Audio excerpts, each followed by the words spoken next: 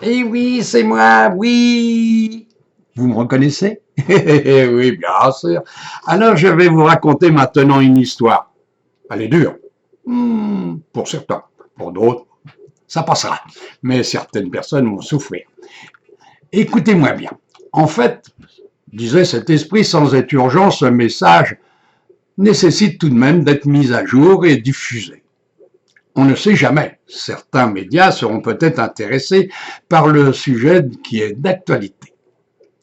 Mes frères, la vente d'animaux est nécessaire sur la Terre déjà parce que vous êtes carnivores, mais aussi pour la question très bassement matérielle, les salaires, l'argent et les bénéfices pour bien vivre.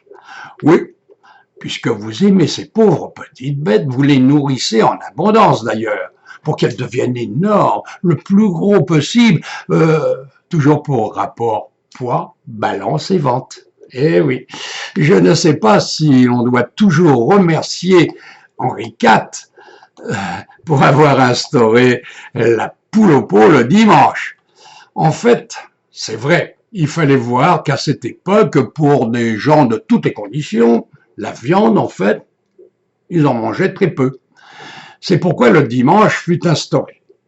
Bon, c'était des monseigneurs par-ci, des monseigneurs par-là, des votre altesse et des votre seigneurie. À cette époque, ces hommes de haute lignée avaient tous les droits. Mais pour le cerf, ce fut un jour le dimanche. Mais c'est vrai, la viande uniquement ce jour-là. Et si, matériellement, cela leur était possible. Les gens riches sont maintenant plus privilégiés avec les grosses langoustes, les gros homards. Et oui, partout dans le monde, c'est la vente. En fait, on vend de tout et de tout, partout sur la Terre. Et même, oh là là là là, on vend des enfants. C'est là que je voulais en venir.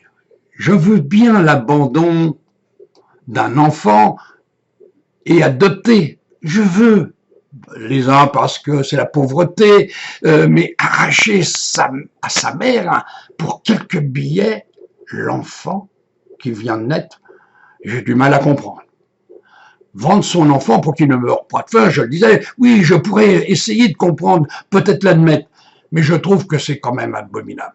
L'impensable dans cette histoire, ce sont les gens de tous les gouvernements et qui, d'ailleurs, tous ses membres favorisent cette façon de procéder. Une façon de vivre qui ne devrait pas être si chacun sur Terre avait la possibilité de bien vivre.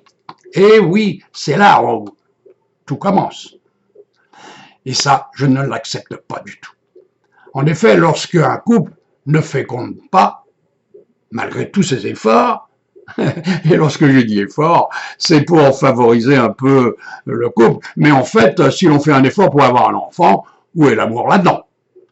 L'amour entre deux conjoints fait naître l'enfant. Le karma, lui, alors, exprime la forme d'un temps passé et d'une vie antérieure avec un karma à assurer. Si l'on vient sur Terre et ne peut enfanter, il ne fait aucun doute que la vie précédente, ce même couple les avait vendus, ou alors les avait torturés, ou les avait refusés, ou les avait abandonnés. Allons, ne hurlez pas, non, ne hurlez pas, ça se voit encore. Au lieu de sortir des billets de banque, il serait préférable d'entrer dans la prière forte, qui, suivant le cas, pourrait pousser les conjoints à trouver un guérisseur. Oui, la chance, entre guillemets, serait bien meilleure, puisque ce couple serait en connexion avec le guérisseur, l'homme, la femme et, bien sûr, Dieu. Pour certains, il est possible aussi qu'il n'y ait aucune possibilité malgré tous les efforts. Oh, encore ce mot que je n'aime pas trop. Ce serait en fait un karma irréversible. Et ça, je vous en prie, messieurs, mesdames, ne me demandez surtout pas pourquoi. Il est irréversible. Posez-vous plutôt la question et pour vous, la grosse surprise en retour. Mes frères, l'adoption n'est pas la véritable solution, surtout si elle est demandée par un couple encore homosexuel. Ouais. j'ai déjà fait écrire quelques messages sur ce thème. C'est qu'en fait, ce couple veut ressembler à un autre couple tout à fait normal, déjà en se mariant et ensuite en adoptant. Mais tous, votre vie écoulée, avez-vous pensé au retour un jour ou l'autre vers Dieu le Père? Ah là, vous aurez la surprise de l'avoir offensé en brisant l'un de ses 10 commandements, va sur terre et procrée. Et si malgré les efforts, et ce mot me tourne encore l'estomac, bref, vous êtes dans l'impossibilité de concrétiser ce commandement, il serait bon de se demander pourquoi d'entrer dans le domaine spirituel afin de découvrir qui vous êtes. Effectuez donc la démarche et vous aurez à comprendre la vie que vous avez menée et pourquoi vous êtes sur terre. Oui, pourquoi?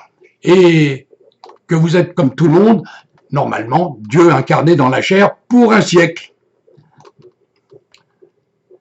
Et là, c'est qu'il y a alors un karma. Bien sûr, je comprends ce jeune couple qui veut fonder une véritable famille, mais si vous avez des difficultés pour avoir une ribambelle d'enfants, pensez que vous l'avez vous-même programmé avant de venir vivre sur la terre. Pensez que tout est écrit, programmé par l'esprit le siècle précédent, toujours en rapport avec une vie précédente. Et surtout, le tu sèmes, tu récoltes. Frère, je pense que vous devriez bien réfléchir, car combien de ces enfants retirés à leur maman déclenchent des maladies, peu de temps après d'ailleurs, l'adoption. Il y a maintenant le fait que vous avez sur la terre le libre arbitre de faire et de ne pas faire. Et si vous regardez vos infos, beaucoup sont en contradiction avec Dieu, qui lui est amour. C'est là la bonne question. Et forcément, un jour ou l'autre, à un moment quelconque, vous recevrez la réponse et bien entendu, ce sera la vérité. Mes frères, je ne veux pas insister, du moins trop. J'ai déjà fait lever ce frère qui dormait si bien. Je lui ai fait écrire un enseignement qui va vous faire bouillir et peut-être même vomir après celui qui écrit et l'autre, oui, celui qui lui a dicté. Mais si c'est votre pensée, sachez que je suis Jésus-Christ, le Fils de Dieu, Dieu moi-même, et lui qui écrit, lui aussi, et vous, tout comme vous, Dieu incarné dans la chair. Mais si, et là, ce n'est pas le cas pour vous, vous ne pouvez y croire, je ne sais pas trop. Je l'ai dit, mes frères, je vous laisse et je vois bien que cette vidéo ne vous passionne pas du tout, mais pour les couples sans enfants, eh bien, je prie pour eux, avec l'espoir qu'ils accepteront ma prière et accepteront la grâce que Dieu, le Père, notre Père à tous, et donne à tous, justement. Mais pensez et approfondissez ce mot karma, qui aujourd'hui vous paraît vraiment très dur. Jésus-Christ. Eh oui, c'est moi. Je vous dis au revoir et peut-être à bientôt. Qui sait? Je suis sur Terre, moi, aussi. Et je vis comme vous. Et un jour, vous avez toutes les chances de me voir.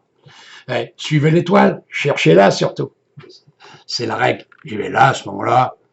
Nul doute que si vous me découvrez, je pourrais peut-être vous aider à mieux vivre. Vous avez compris? Alors, à bientôt. Je vous dis au revoir. Et bien voilà.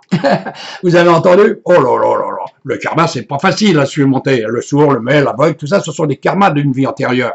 Et ne pas avoir d'enfant non plus. Et c'est vrai. Faut pas hurler. On achète des enfants, on les vend, on les adopte, on les vole. Et tout ça, c'est là. C'est toujours le fait en rapport avec une vie antérieure. Alors, réfléchissez. Si vous étiez allongé sur un relax et que vous auriez pu méditer, vous auriez sans doute entendu des voix comme moi et comme beaucoup d'autres. Je ne suis pas l'unique, croyez-moi. Allez, faites comme moi, allongez-vous, relaxez-vous et posez vos questions et un jour vous aurez la réponse. Je vous dis à bientôt, au revoir. Merci d'avoir écouté. Ne m'en veuillez pas trop, moi je transmets un message, c'est tout. Au revoir.